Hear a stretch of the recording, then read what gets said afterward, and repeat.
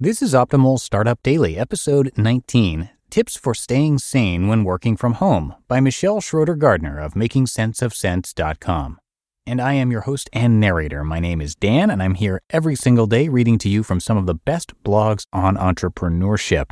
And a happy Monday to you. Today's post is from another author regularly narrated on Optimal Finance Daily, and it's a pretty timely topic given the number of people who are now working from home who used to go into the office every day. So with that, let's get right to the post as we optimize your life. Tips for Staying Sane When Working from Home by Schroeder-Gardner of MakingSenseOfSense.com. Many often dream about working from home and being location independent. You can create your own schedule, wear pajamas. This is a huge positive, right? Be in control, and so on. Being able to work from home and or be location independent can be a great thing. I know this because I've been working from home for a few years now, and I truly love it. I'm actually typing this in my RV while traveling around the country. However, even with that being said, there are many things a person needs to keep in mind if they want to work from home, or on the road while traveling, etc. And that is why I am publishing this post today about my top work-from-home tips.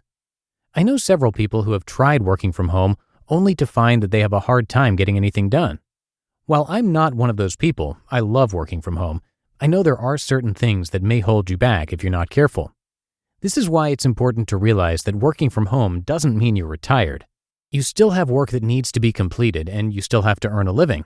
Cutting out your commute, being able to wear your pajamas on certain days, and being your own boss all may seem like great positives, but you have to remember that you still have a job. Here are my work-from-home tips and some of the many ways you can stay sane. Stick to a work schedule. For the first of my work-from-home tips, I highly recommend creating some sort of work schedule. Even if you can have the most flexible schedule in the world, it's usually wise to still have somewhat of a work schedule. This way you can get mentally into the work zone each day and have fewer distractions. Have a dedicated work area. Similar to sticking to a work schedule, having a dedicated work area can help you work better due to the fact that you will be in a spot in your home that is used just for work. This can help you separate work and life, be more organized, and get in the zone each day. Exercise regularly. When working from home, it can be quite easy to sit in one spot all day long. Unlike with going to work, where you may have to walk into work, walk to someone's desk, and so on, you may find yourself getting a lot less movement in your day when you work from home. By exercising regularly, you can stay healthy, refresh yourself, and clear your mind. Hire help if you need it. Outsourcing work can help you focus more on tasks that you need to complete, find experts who can do certain tasks better than you, such as accounting or legal work, manage a better work-life balance, and more. You don't have to only hire help for your work either.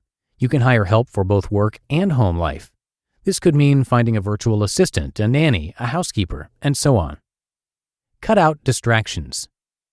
While social media and TV may be great at times, you have to be careful so that it's not impacting your work in a negative way.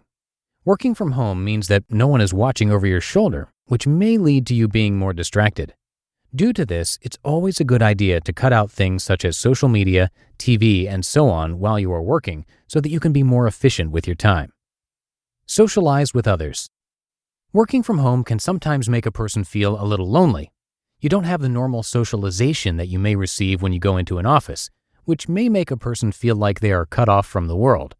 There are still many ways to socialize with others.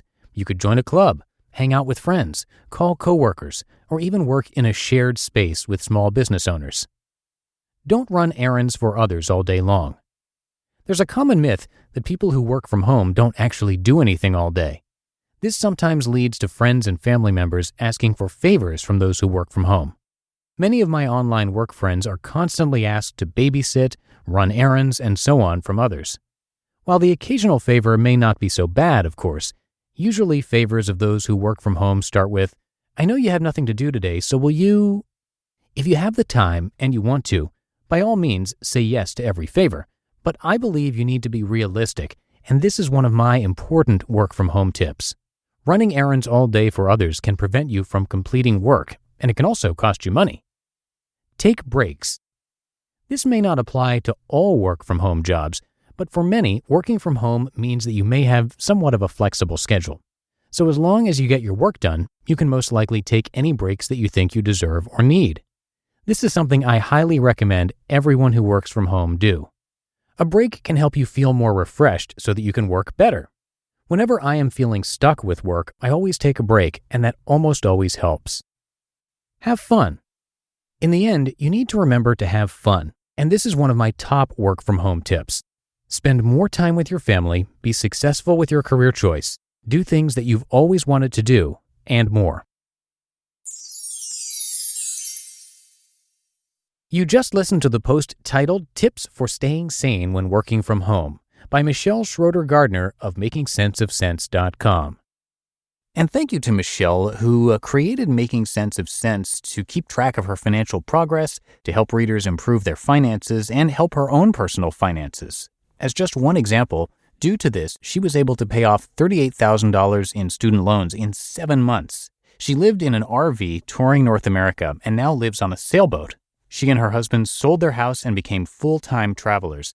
And like many of the authors on our shows, she went from being in debt to being financially free, and she documents the journey on her blog. She publishes monthly income updates and shares how she earns over $100,000 a month online. She's pretty open about it, so you can check all that info out. Again, her site is MakingSenseOfSense.com, a little play on words there. All right, that's going to do it for today. I thank you so much for listening and for being a subscriber of the show. Have a great start to your week, and I'll be back with you tomorrow where I'll have a post from Chalene Johnson and where your optimal life awaits.